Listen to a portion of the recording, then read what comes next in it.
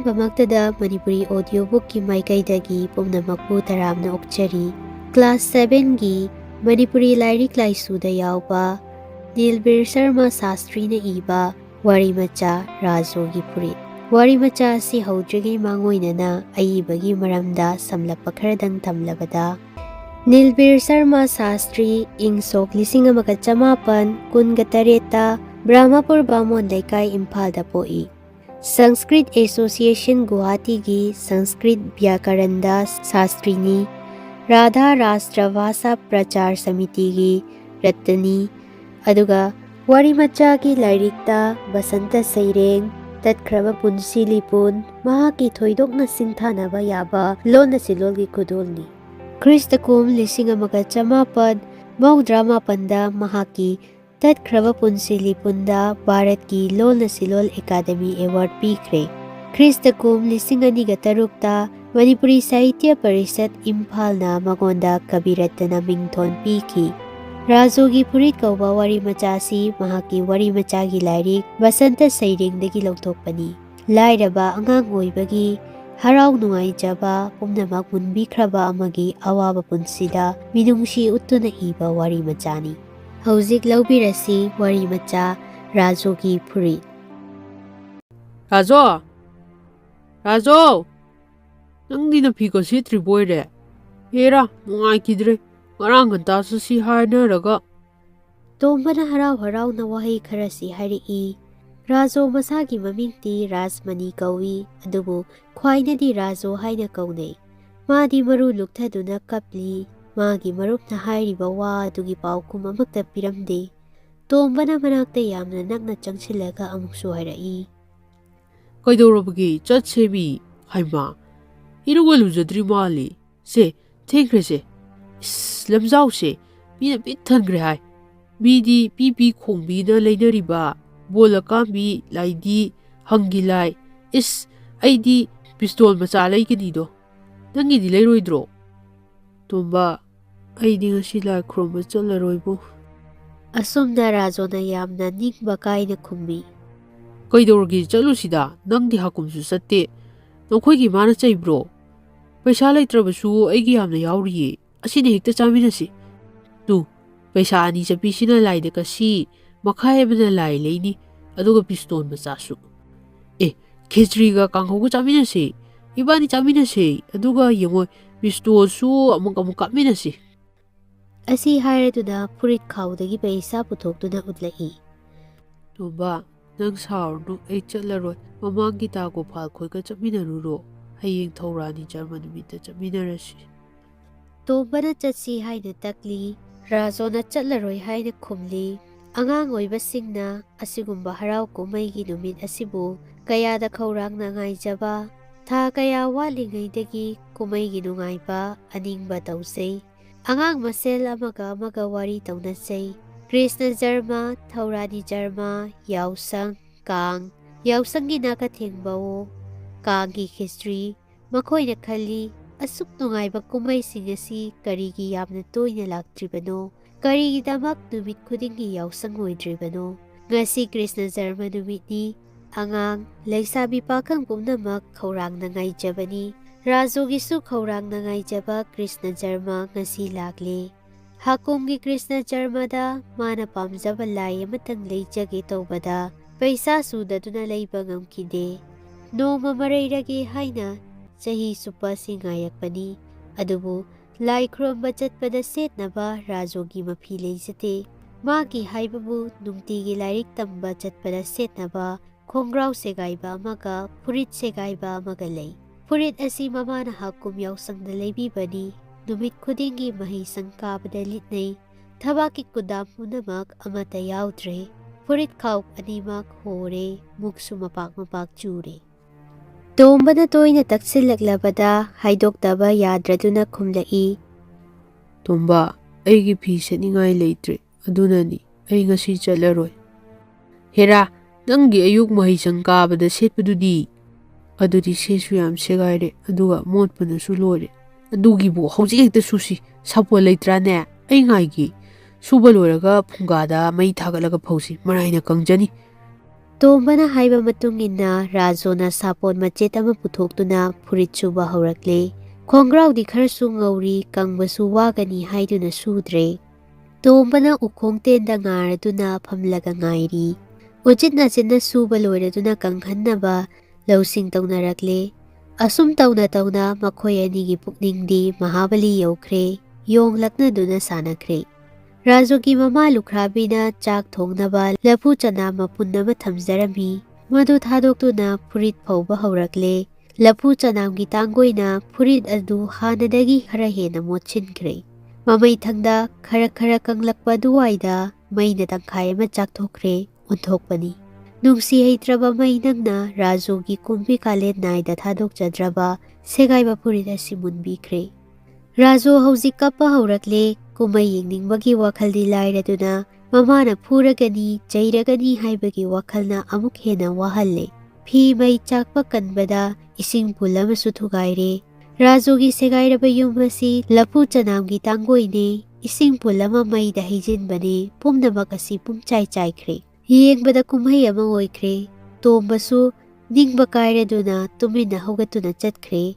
Mana chatna khali. Ngasidi Rajobu mamana soidana pubiragani. Pumnamak asi magi khujin thaurangdagini khalubada tombagi angang oibagi thamoi sokre. Thuna yangna chatkiduna Mahabali yaukhre. Rajo ngaihak kaptuna leire. Adubu mamana chairagani khanbada mahak kappa changkidre. Taping hawalaga chairiba mayamadu tasin khomjinba haurakle. Thabak loiraga mangonda tumina phamduna leikre. Laikai aduda angang amata leitre. Pumnamak Mahabali yaukhre.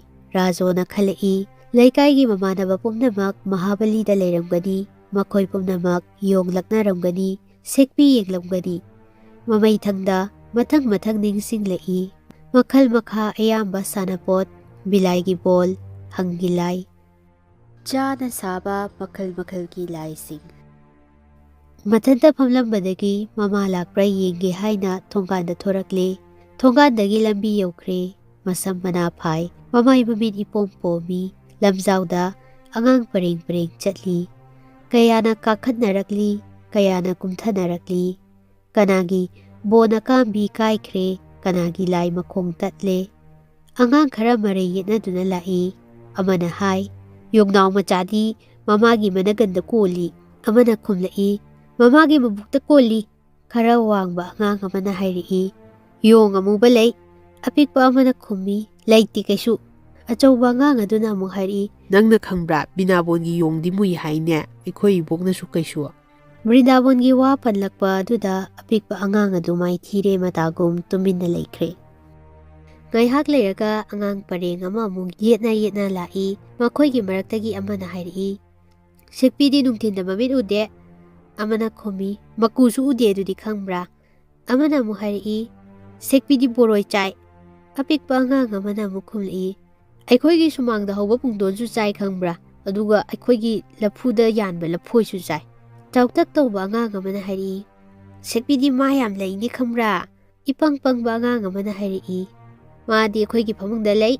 Marol haurakpa ithaki matawgum angang pareng kaya chatkre. Pumnamak Rajona tumina yengduna lepi.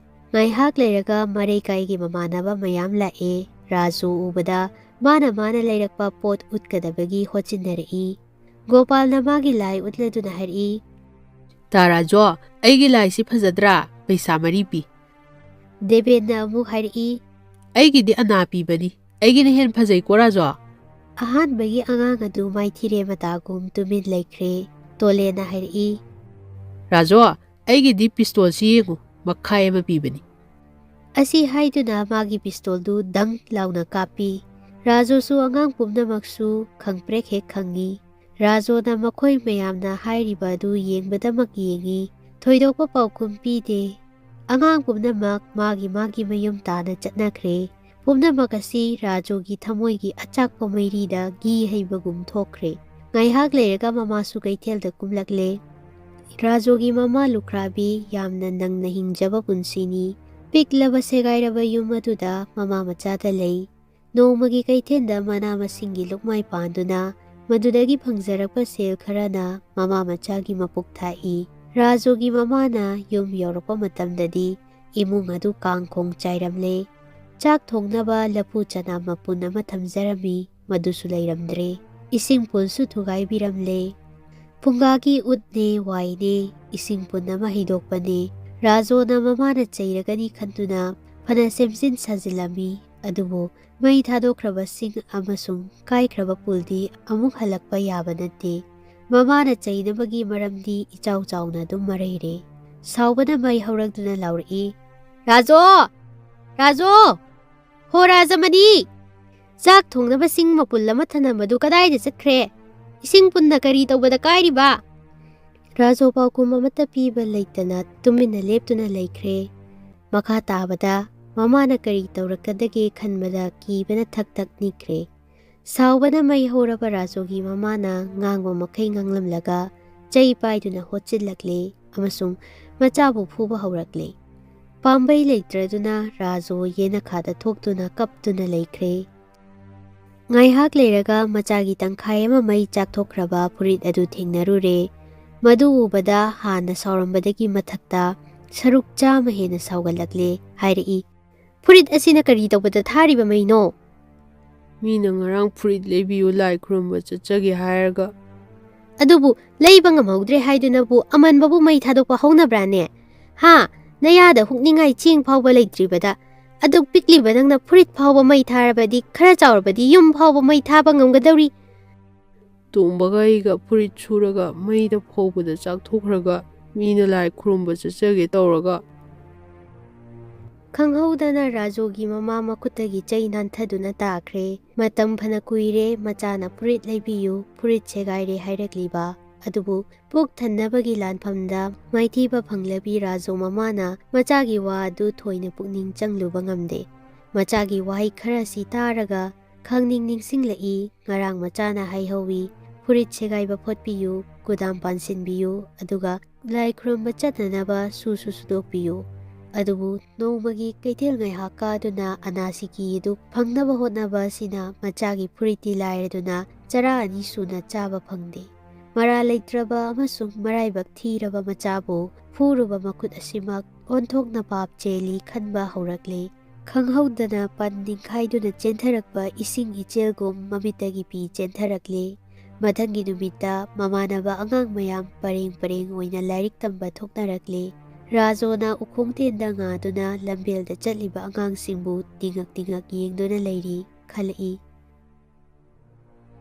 Aigi segaiba Phurit adu maida chaklamdrabadi aisu mahaisang kajagadabadi ko.